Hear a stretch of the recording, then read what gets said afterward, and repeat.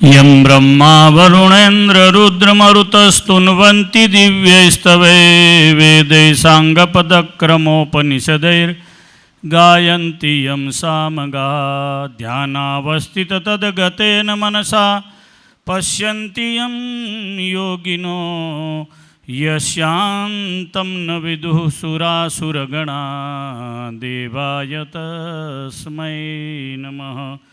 बोलो स्वामीनारायण भगवाननी जय।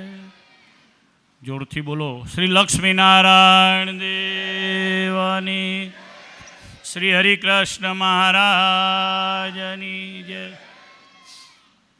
विक्रम संवत 2080 श्री रामनवमी श्री हरि जयंती तारीख 17/4/2024 श्री वड़ताल धाम मध्य बिराजता प्रगट पूर्ण पुरुषोत्तम श्री हरिकृष्ण महाराजनो आजे 243मो जन्म जयंती जन्मोत्सव અને એ નિમિત્તે સ્વામિનારાયણ ભગવાને સ્વયં પોતે જાતે બાંધેલો 7 દિવસનો ચૈત્ર સુદ નોમથી પૂર્ણિમાનો સમયો એના પ્રારંભે આજે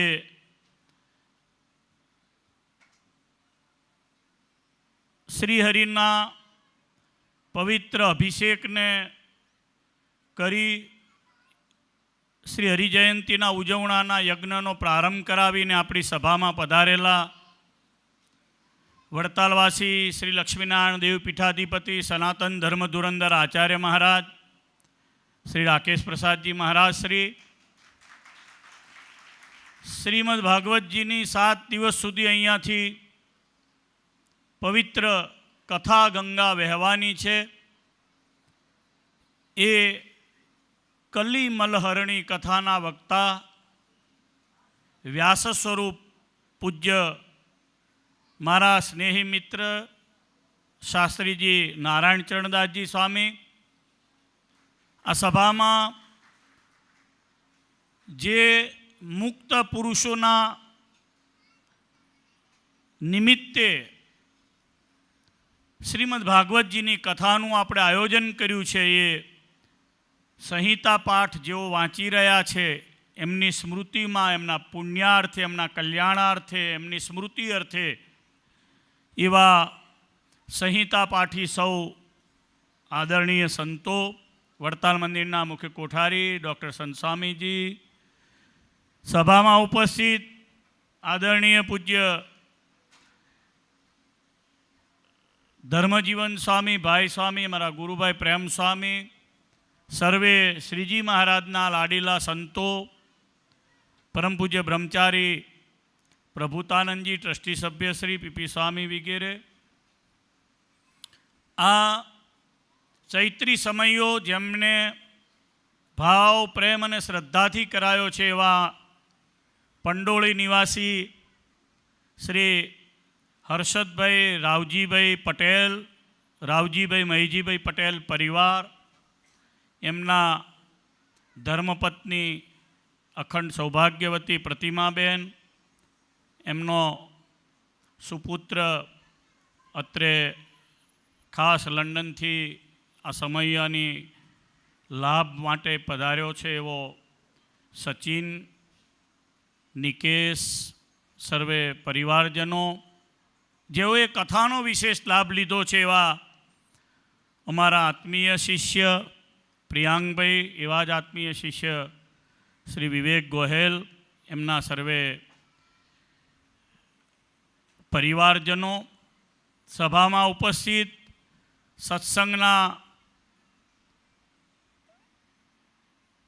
આગેવાન હરિભક્તોમાં શ્રી અનિલભાઈ, આદરણીય વિદ્વત પુરુષ શ્રી ડૉક્ટર બળવંતભાઈ જાની સાહેબ, સોમેશ્વર શેઠ અને જેઓની સ્મૃતિમાં કથા પણ છે એક સહયજમાન તરીકે છે એવા શ્રી પરેશભાઈ દવે સાહેબ, આમંત્રિત સર્વે ભગવાનના લાડીલા ભક્તો, સમયાનો લાભ લેવા પધારેલા સૌ ભાઈઓ બહેનો, આપણી સભામાં આદરણીય પૂજ્ય ગાદીવાળા પણ પધાર્યા છે, સાંખ્યોગી માતાઓ અને ધર્મપ્રેમી સજ્જનો, સૌને મારા રામનવમીના જય સ્વામિનારાયણ. આજે ભગવાન શ્રી રામનો જન્મદિવસ છે, સાથે સાથે સ્વામિનારાયણ ભગવાનનો પણ જન્મદિવસ છે. આજથી લાખો વર્ષ પહેલાં ત્રેતા યુગમાં ભગવાન મર્યાદા પુરુષોત્તમ શ્રી રામચંદ્ર શ્રી અયોધ્યાજીમાં સૌ જીવો ઉપર કૃપા કરી અને પૃથ્વી ઉપર જન્મ ધારણ કરી અને પ્રગટ થયા હતા. એ જ રીતે આજથી 243 વર્ષ પૂર્વે ભગવાન સ્વામિનારાયણ સહજાનંદ સ્વામી મહારાજ એ અયોધ્યા પાસેના છપૈયા ધામમાં પ્રગટ થયા હતા. અને બપોરે 12 વાગે રામચંદ્ર ભગવાનનો જન્મ હમણાં આપણા મંદિરમાં અન્નકોટની આરતી વખતે ભગવાન રામચંદ્રજીનો જન્મ થશે, આરતી થશે. સાંજે શ્રીજી મહારાજનો પ્રાગટ્યનો ઉત્સવ અહીંયા ઉજવાશે. ભગવાન સ્વામિનારાયણને વડતાલ અતિ વહાલું છે.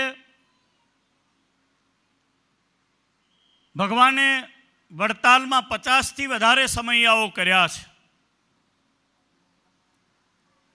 અનેક ઉત્સવોની આ લીલાભૂમિ છે. સ્વામિનારાયણ ભગવાનની આ રમણભૂમિ છે. સ્વામિનારાયણ ભગવાન અત્યારે આ પૃથ્વી ઉપર પંચભૂતના શરીરે આપણી વચ્ચે હયાત નથી, પરંતુ એ સ્વામિનારાયણ ભગવાન પોતે જાતે પ્રગટ, પોતે સ્થાપેલી પોતાના હાથે જો કોઈ આ વર્લ્ડમાં મૂર્તિ હોય તો એ શ્રી હરિકૃષ્ણ મહારાજ છે. હરિકૃષ્ણ મહારાજના સ્વરૂપમાં એમણે જાતે પોતે કહ્યું છે કે આ મૂર્તિઓમાં હું અખંડ રહ્યો છું. ભક્તોના આગ્રહથી, સંતોના આગ્રહથી પોતાની મૂર્તિ પોતાના હાથે એમણે વડતાલમાં પધરાવીને આજે યજમાનશ્રીઓ ભાગ્યશાળી છે. ખાસ કરીને હર્ષદ બાપા અને બધા અમારા પરેશ ભગતે એમને આગ્રહ કર્યો કે તમે ચૈત્રી સમૈયાના યજમાન થાઓ. અને આમ તો આ ચૈત્રી સમૈયાના મૂળ યજમાન એ બુરહાનપુરના શેઠ શ્રી સોમેશ્વરભાઈ રણછોડભાઈ શેઠ હતા. સોમેશ્વર શેઠને પછી છેલ્લે બોલાવીશ, મહારાજશ્રી પાસે આશીર્વાદ લેવા માટે પધારશે. પણ ટાઈમે સંસ્થાએ જાહેરાત કરી, શેઠ સુધી વાત નહીં પહોંચી હોય, અમુક ટકા રકમ ભરવાની વાત, અને શેઠને કોઈ કોમ્યુનિકેશન નહીં થયું હોય, અમારા પરેશ ભગતે તક ઝડપી અને હર્ષદભાઈને શ્રીજી મહારાજની ઈચ્છા હશે, આચાર્ય મહારાજના આશીર્વાદના, આવા સંતોના આશીર્વાદના કથા થવાની હશે, એટલે લાભ મળી ગયો. બહુ સુંદર મજાનો અભિષેક થયો. આચાર્ય મહારાજે બહુ હૃદયના ભાવથી આપણને અભિષેકના બહુ દિવ્ય દર્શન કરાવ્યા. એકવાર અભિષેકને આપણે હાથ ઊંચા કરી તાળીઓના નાદથી વધાવીએ. ભગવાનનો દિવ્ય અભિષેક જેણે જેણે પણ દર્શન કર્યા એ જીવના કાજ સરી ગયા. ભગવાનના પ્રસાદીનું એક જળનું ટીપું પણ કોઈના પેટમાં જાય છે તો એના બધા ત્રિવિધ તાપ નષ્ટ થઈ જાય છે. અહીંયા આવેલા બધા સત્સંગીઓ, ભાઈઓ, બહેનો પ્રસાદીનું જળ પ્રયત્નપૂર્વક મેળવી અને પોતાને ઘરે લઈ જાય. સ્વામિનારાયણ ભગવાને જે શાસ્ત્રને પ્રમાણિત કર્યું એ શાસ્ત્ર શ્રીમદ ભાગવત, એની અહીંયા દિવ્ય કથા થવા જઈ રહી છે. જાતે પોતે માં ભક્તિને, ધર્મદાદાને અંતકાળે પોતાના ધામનું સુખ આપવાના હતા ત્યારે શ્રીમદ ભાગવત નીલકંઠ વર્ણી વેશ કરતા પહેલાં શ્રી ઘનશ્યામ મહારાજે અંતકાળે ભગવાને માં ભક્તિને અને ધર્મદાદાને શ્રીમદ ભાગવતજીની આખી કથા સંભળાવી છે. સ્વામિનારાયણ ભગવાને એક પલાઠીએ અનેક વાર શ્રીમદ ભાગવતજીને સાંભળ્યું છે. સ્વામિનારાયણ ભગવાને જે ભાગવતજી સાંભળ્યા છે, ભાગવત ઓરિજિનલ પ્રસાદીના આ વડતાલની લાઇબ્રેરીમાં, વડતાલના અક્ષરભુવનમાં આજે પણ બિરાજમાન છે. કારણ કે ભગવાન સ્વધામ પધાર્યા એને તો હજુ હમણાં જ 200 વર્ષ ગાળો જાય છે, એટલો જ સમય થયો છે.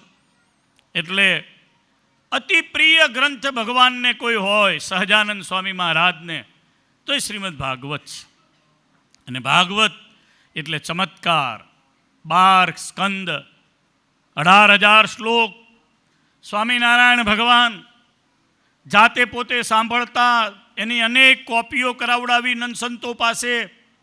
12 સ્કંદમાં ભગવાનના જે અવતારો થઈ ગયા, મત્સ્યમ કુર્મમ વરાહમ કપિલમથ હરિમ, વ્યાસમુનિ સહિત બધા જ અવતારોનું એમાં વર્ણન છે.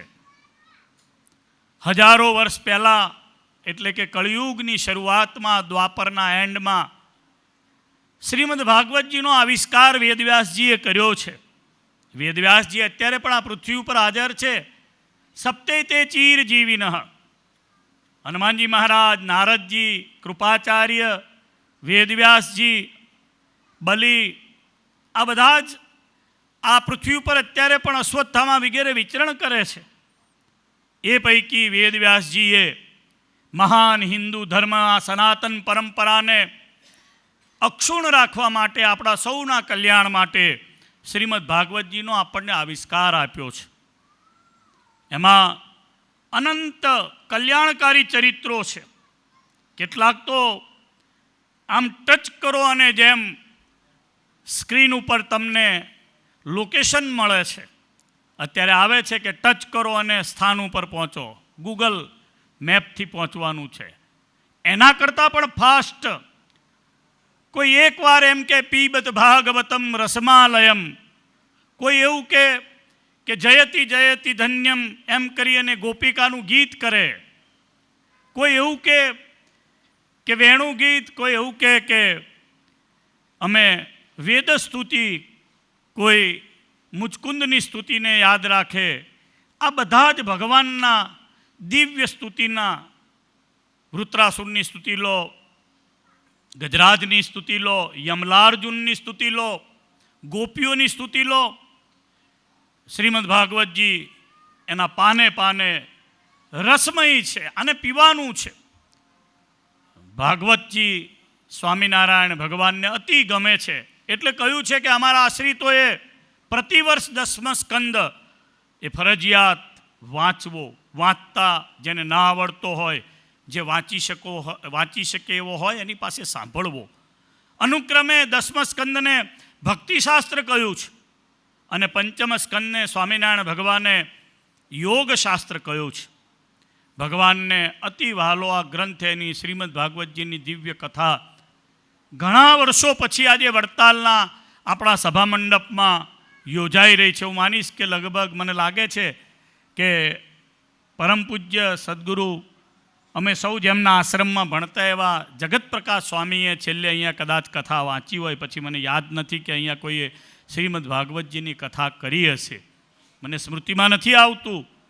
એટલે આ શ્રીમદ ભાગવતજીની વડતાલમાં, બાકી તો ઇતર બધી જગ્યાએ 10મા સ્કંદની, શ્રીમદ ભાગવતની આપણે ત્યાં પારાયણોમાં, ફંક્શનોમાં દરરોજ ડે ટુ ડે ચાલતું કથાઓ હોય છે શિક્ષાપત્રીના આજ્ઞાના કારણે. પણ વડતાલમાં 7 દિવસની કથા, અહીંયા મને લાગે છે કે નારાયણચરણ શાસ્ત્રીજી વક્તા પણ ભાગ્યશાળી છે કે એમને આવા પવિત્ર સ્વામિનારાયણ ભગવાનના નંદ સંતોએ બાંધેલા સભા મંડપમાં કથા કરવાનો લાભ મળશે.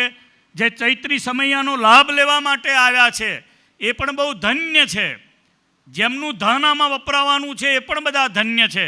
બધાયનું ધન આમાં વપરાતું નથી હોતું. સમયમાં વપરાય, સંતોની રસોઈ અર્થે વપરાય, ભગવાનના પૂજનમાં વપરાય. આચાર્ય મહારાજનું દરરોજ પૂજન થશે. આજે મહારાજ શ્રી સવારે પધાર્યા છે, કાલે સાંજે પધારશે, પરમ દિવસે પધારશે, ચોથે દિવસે પધારશે, 5મે દિવસે પધારશે, 6ઠે દિવસે પધારશે અને 7મે દિવસે પણ આચાર્ય મહારાજ પૂર્ણિમાએ પણ દર્શન આપવા માટે પધારવાના છે. આપણે દરરોજ આચાર્ય મહારાજનું વિશેષ પૂજન, મહારાજશ્રીના આશીર્વાદ પણ રાખ્યા છે. ગાદીવાળા પણ પધારશે. તો આ દિવ્ય અલૌકિક લાભ સંપ્રદાયના બધા જ ભક્તો લેવાના છે.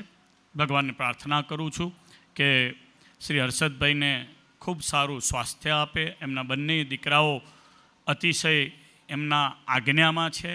એમના જે ઘરેથી છે પ્રતિમાબેન, એમણે મહેનત કરી અને નોકરી કરી અને જોબ કરીને જે પૈસા એકત્રિત કર્યા હતા, એ પૈસા, નોકરી કરેલા પૈસા એમણે વડતાલ મંદિરમાં અત્યારે જમા કર્યા છે અને આજે પણ જોબ જ કરી રહ્યા છે. અને એ રીતે લાખો રૂપિયા ભેગા કરી અને વડતાલ મંદિરમાં સમયો કરાવે છે. એટલે આ યજમાનને ધન્યવાદ આપું છું. બીજા અમારા પ્રિયાંગભાઈ, એમને પણ ધન્યવાદ આપું છું. એમણે પણ એમના વડીલોની સ્મૃતિ અર્થે આવી સરસ મજાની કથાનું આયોજનમાં ભાગ લીધો. અમારા અક્ષર નિવાસી ધીરુભાઈ ગોહેલને યાદ કરું. છેલ્લા 2-3 દશકાઓ સુધી એમણે જૂનાગઢ મંદિરની સેવા કરી. નિષ્ઠાવાન હતા. રાધારમણ દેવના વહીવટીય કમિટીમાં રહી અને ખૂબ સંતો, ભક્તો અને આચાર્ય મહારાજનો પ્રેમ જીત્યો. અને ખાસ કરીને અમારા શિષ્ય વિવેક ગોહિલ અને એમના મોટા ભાઈ doctor Tushar Gohil, Phoenix, Arizona, USA, એને પણ યાદ કરું. બધો જ પરિવાર અહીંયા આવ્યો છે, અલ્પેશ ટાંક વગેરે.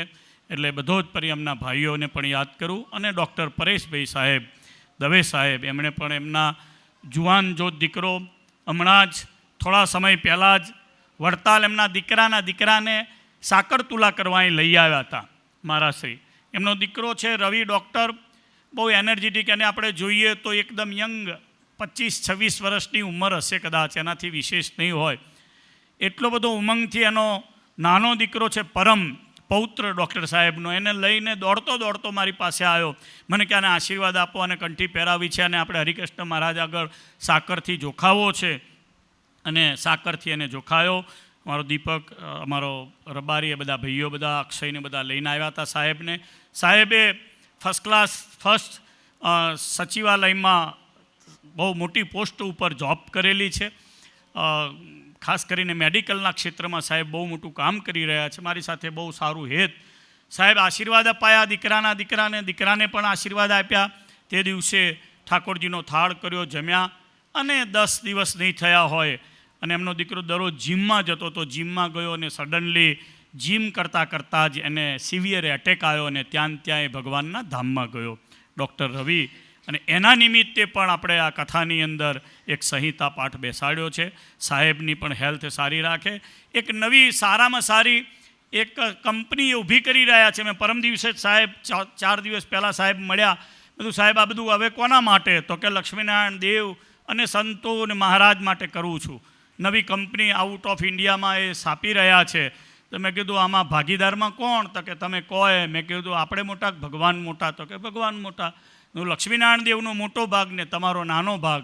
એટલે હવે પછીની ડૉક્ટર સાહેબ જે આફ્રિકામાં જે કંપની 2-4 દેશમાં કરી રહ્યા છે, એમાં 51% લક્ષ્મીનારાયણ દેવને ભાગીદાર રાખ્યા નવી કંપનીમાં, અને 49% એ રહ્યા છે. આવા ડેડિકેશનવાળા ડૉક્ટર પરેશભાઈ દવે સાહેબને પણ હું ધન્યવાદ આપું છું. ઘણા બધા હરિભક્તો ખાસ કરીને ચરોતરના આજુબાજુના ગામડાના બધા લાભ લેવા પધાર્યા છે. બાપજીએ બહુ કૃપા કરી. મોર્નિંગમાં 6 વાગ્યાથી પધારીને અત્યાર સુધી સભામાં દર્શન આપી રહ્યા છે. મહારાજશ્રીના ચરણોમાં વિનંતી કરીશ કે જે યજમાનોએ આવો સરસ મજાનો લાભ લીધો છે, સૌને રૂડા આશીર્વાદ આપશે. સાથે સાથે સમૈયાનો જે હરિભક્તો લાભ લેવાના છે, સૌને પોતાની કૃપા દ્રષ્ટિથી આશીર્વચનથી લાભાન્વિત કરશે. સૌને ફરી એકવાર મારા હૃદયના ભાવથી રામનવમીના જય સ્વામિનારાયણ.